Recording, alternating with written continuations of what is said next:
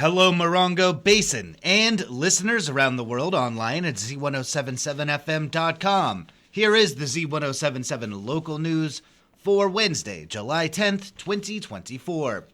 After buying an unknowingly loaded gun at a yard sale, a Yucca Valley man accidentally shot himself in the foot.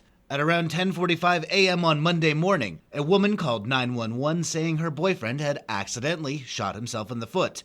The caller told responding sheriff's deputies and medical crews that her boyfriend, who was not identified, bought the antique gun at a yard sale and that he did not know it was loaded. She said that the gun accidentally went off, hitting him in the foot, and that there were children inside of the house. The boyfriend was transported by a San Bernardino County Fire Medical Engine to the High Desert Medical Center, where he was treated for his injury. In California, a private seller must involve a licensed arms dealer when selling a gun to a private buyer, though there are certain exceptions, for example, in the case of antique guns. No arrests have currently been made related to this incident.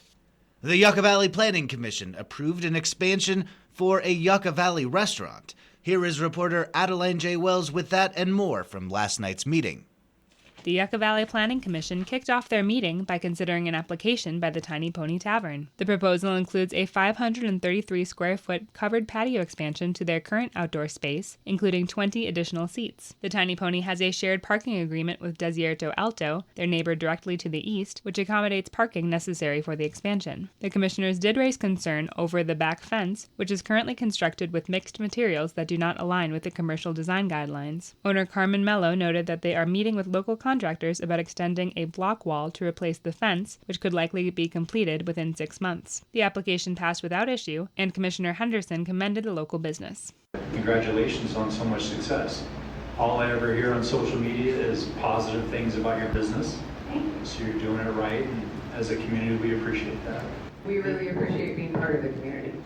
Following a discussion by the Town Council at their May 21st meeting, the Planning Commission also considered regulations on commercial special events, parking lot sales, and swap meets. Several elements in the current code were flagged by the commissioners, including that any sales must be 400 feet from Highways 62 and 247, or that farmers markets need to be on a minimum 5-acre lot. Commissioner Stoker raised the point that the new park on Elk Trail could be an ideal space for such events in the future, and the commission discussed the benefits of separating farmers markets from other craft markets. Town staff will conduct additional research from the commissioners' comments to be readdressed at the next meeting. Lastly, the commission confirmed that Phase 2 of the Senior Center renovation is exempt from the California Environmental Quality Act, as it is a minor alteration to an existing building. Phase 2 of this project will involve renovating staff offices, the lobby, restrooms, and an ADA pathway from Antelope Trail to the Senior Center. Reporting for Z107.7, this is Adeline J. Wells. The regularly scheduled meeting of the Yucca Valley Airport District, which was scheduled for this evening, has been canceled due to a lack of quorum. The board will meet next in regular session on August 14th.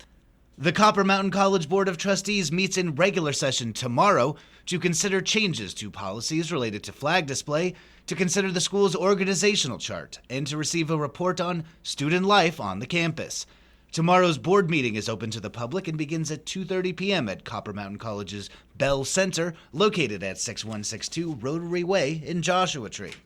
The Morongo Unified School District is holding speech screenings for preschoolers this summer, starting tomorrow in 29 Palms. Young students will be screened for developmental speech issues from mild to more severe, and the screenings are free. Screenings for youngsters will be held this Thursday and Friday from 9 a.m. to 3 p.m. at Oasis Elementary School in 29 Palms. Screenings will be held in Yucca Valley at Onaga Elementary next Monday through Wednesday. For more information about speech screenings, call 760-367-9191, extension 4245. New safety features and strategies will be implemented at local public schools at the start of the 2024-2025 school year. Many of the changes and upgrades were outlined at last month's meeting of the Morongo Unified School District Board of Education. Reporter Gabriel Hart has a look at highlights from this meeting.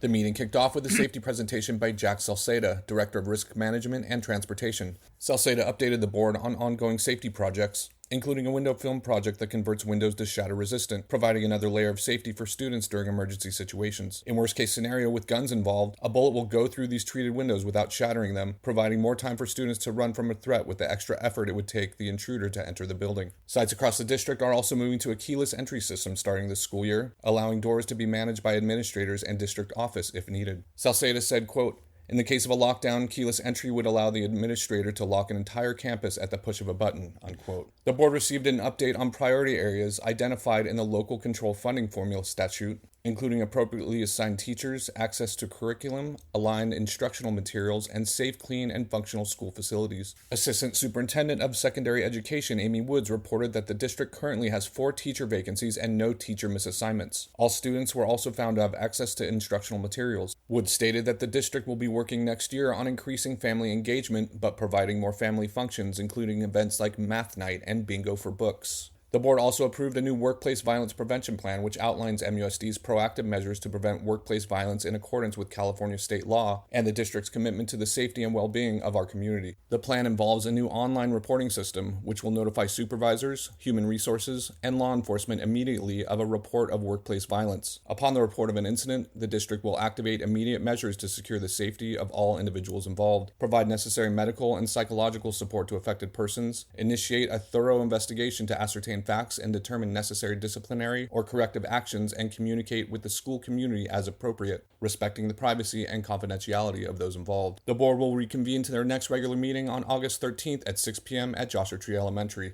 Reporting for Z107.7, this is Gabriel Hart. And finally, a singer and songwriter workshop for veterans, active duty military, and their families begins this Friday in Joshua Tree. The workshop is hosted by local musician Ted Quinn and will teach participants to write and perform their own song, with the efforts showcased at a live performance this Sunday at the Joshua Tree Retreat Center.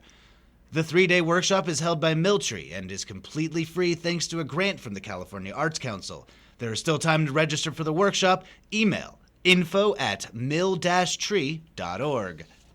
That's our local news. Hear local news 7 times a day, 7 days a week at 7, 8, 9, noon, 4, 5, and 6. If you hear about news happening, let us know. Email us at tips@z1077fm.com. Reporting for the Morongo Basin News Leader, the award-winning Z107.7 Local News, I'm Jeff Harmetz.